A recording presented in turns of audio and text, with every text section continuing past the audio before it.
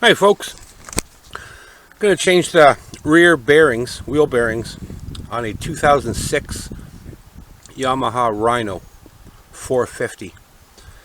So the first thing I'm going to do is remove the wheel. Lug nuts, 17 millimeter.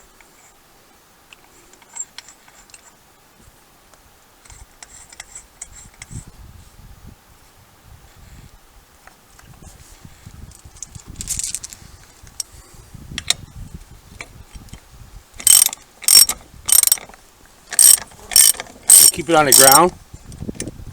Loosen the lug nuts up first, and then I will jack it up like so.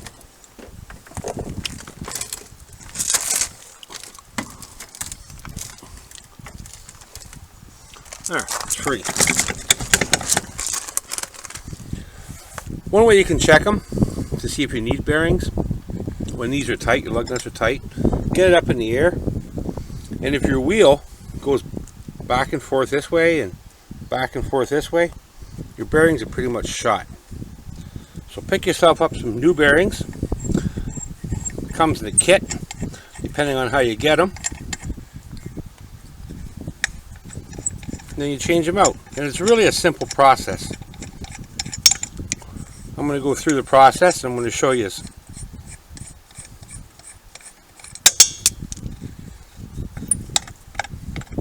It's nice to have a little container beside you. You can place all the nuts and bolts and things you have to remove first. I don't have all the tools with me, so I'm going to have to pause the video. Actually, I will be pausing the video and going through steps, and then come back and basically show you the steps that I went through. You'll get the picture and the idea of what's involved. So this is loose now. We'll take that off. I don't have a tripod, so I only have one hand. One hand's with the camera, and the other hand's doing the work. So I'm going to put these back on.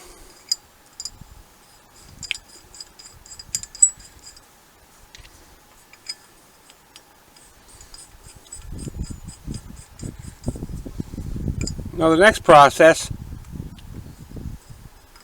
is to remove the big axle nut.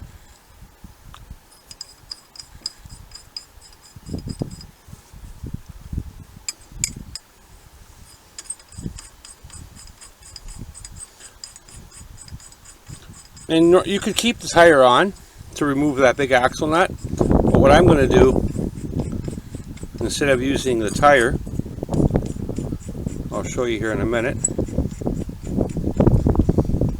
It's one of the reasons why I'm screwing these back into here. So I'm going to use a bar, and I'm going to basically wedge it like so, and then the bar will be in the ground, and that's going to stop any kind of movement of the hub wanting to turn. So you can see that big axle nut.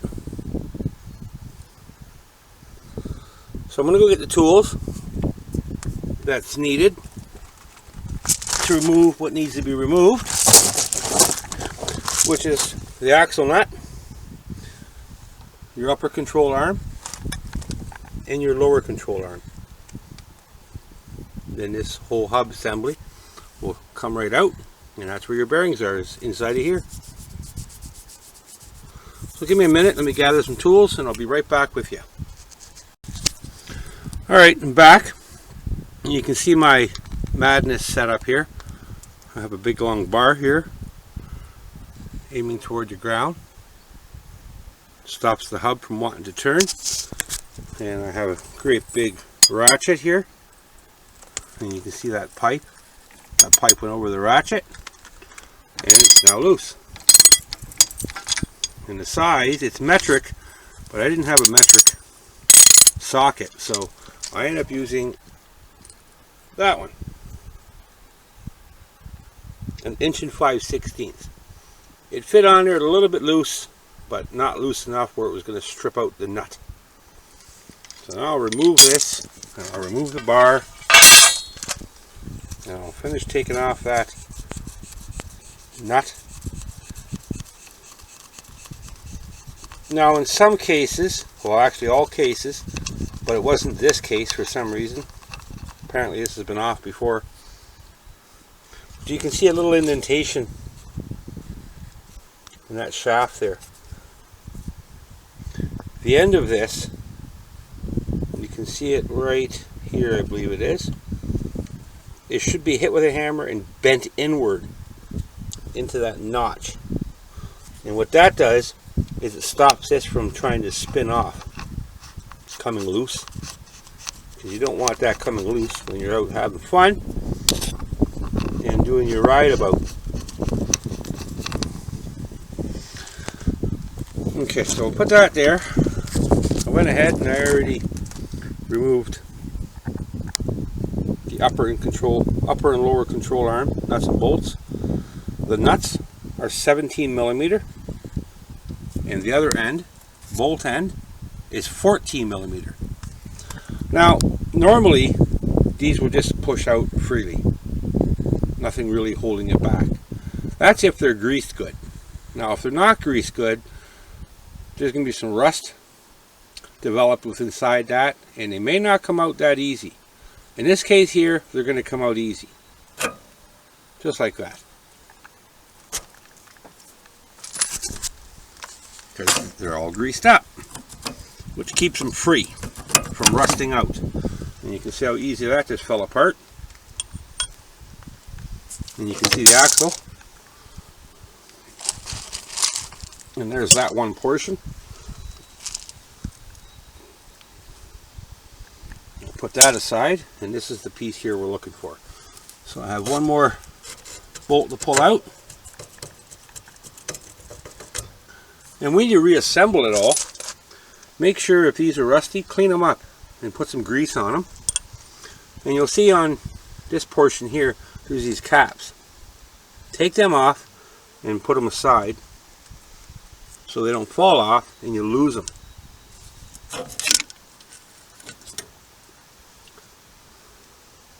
And you can see the bearings are down inside of there, and there's a seal. So the seal is going to come out, and so are the bearings going to come out. One bearing comes out this way, and the other bearing comes out this way. So each one of them goes in the opposite way, basically. One from the front and one from the back. Comes out from the back, comes out from the front, goes in from the front, goes in from the back, and then the seals are replaced. And there's a shim in the center of them two bearings. You can probably see it. Looks like there's 3 bearings in there, but it's only 2. A bearing on each side, the outer and the inner. So I'm going to change those bearings out. It's just a matter of basically hitting them with a hammer, get the right little punch, and pounding them out outward.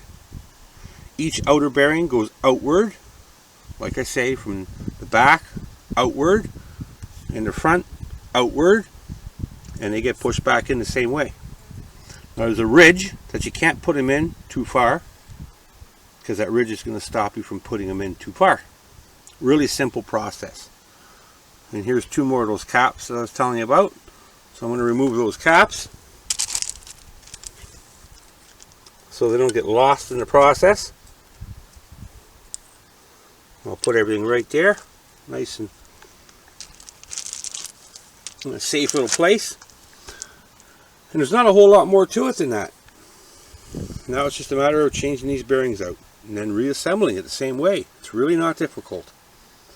You don't want to keep your bearings that are bad, because when you're out and about riding to and fro, and one of these bearings decides to just fall apart, crumble apart, well, it's not going to leave you in a very good situation. So if you want to avoid that situation, make sure your bearings stay good. Okay, so I'll be back with you. I'm going to get these changed out, and I'll reassemble it. Not a whole lot of tools needed. 14 millimeter, 17 millimeter, and if you have the right size metric sock for the big nut, I'm guessing it's 32 millimeter. I'm not really sure though, but inch and 5/16 work fine in the standard. I'll be back with you. Alright, here it is again with the new bearings and seals in place, ready to be reinstalled. And also, where your upper and lower control arm go, there's a pin in there. I'll show you. You want to make sure that's free and clean. And in this case here, it is free and clean. See, it should come out just like that. Nice and easy. Full of grease. And if it's not, you want to make sure you free that up. I hope the sun's not interfering with this video. I have a feeling it is. So you want to make sure you check them. They should come out very easy and be all nice and wet with grease. If they're not, then you know what you need to do. You need to get them cleaned up and get them all nice and wet with grease so they're free, so they can swing on that control arm like they're supposed to. So reinstallation is really simple, and you can see on there's grease nipples. They're meant for the grease gun to go on them, and give it a couple pumps of grease to keep them lubricated so they don't rust up and seize up. When you keep them full of grease and they cannot rust up and seize up, you have much smoother of a ride and less wearing out parts. So do yourself the favor and make sure all those components are free and nicely greased up. Don't worry about getting your fingers dirty. That's why they have soap. And these little caps, again, go over top. Those parts, they go over top. Just like so. Top and bottom. This might be difficult with one hand, but I'm going to give it a try. I don't want to damage this seal. So I'm going to get my knee in the picture here. A little bit of assistance. I think I might be able to do it.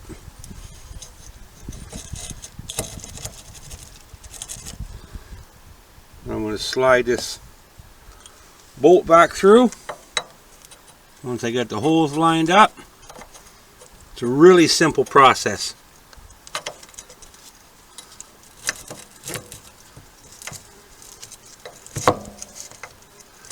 I'm afraid I need both hands, so I'll be back with you. I'm sure you are getting the picture here of what needs to be done and how it gets done. I'll be right back with you when I line these up. Okay, it's back in place. I tightened up the nut and bolts on the control arms, and now it's just a wheel hub that's going to go on here. And it's really simple. There's no special way it goes on. It just goes on. Those splines, make sure they're clean, make sure they're damp with lubrication, some grease, and push it back on into the seal.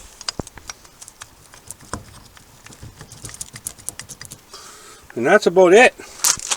And then of course the big nut goes back on it, and because this one was not banged into that little groove, I will bang it back into that little groove to make sure it doesn't come loose. Because when you're riding along, there's lots of vibrations and all kinds of that stuff, and there's just no need for that to fall apart. So that's how it goes, just like that. And then of course that gets torqued back up, and the wheel goes back on, and the bearing is finished. But I'm not going to put this back on right now and show you how I do that, because you've pretty much seen it already. And then with the bar, I would place that big long bar the opposite way, because now I'm tightening it. But what I'm going to do is take this back off and get some grease, and I'm going to grease up that spline joint, because you don't want that getting dry, or else what ends up happening is this here will wear out, and it can actually strip out, or this portion here, and then you have to replace that part. So if you keep it nice and greased up and lubricated, so corrosion and rust don't set in there, and all the little vibrations that it undergoes won't wear those teeth down. It'll keep them nice and sharp and crisp and tight. So that's what I'm going to do right now, and this video is now finished. Thank you for watching. Subscribe if you have not, and thank you very much for those that already have.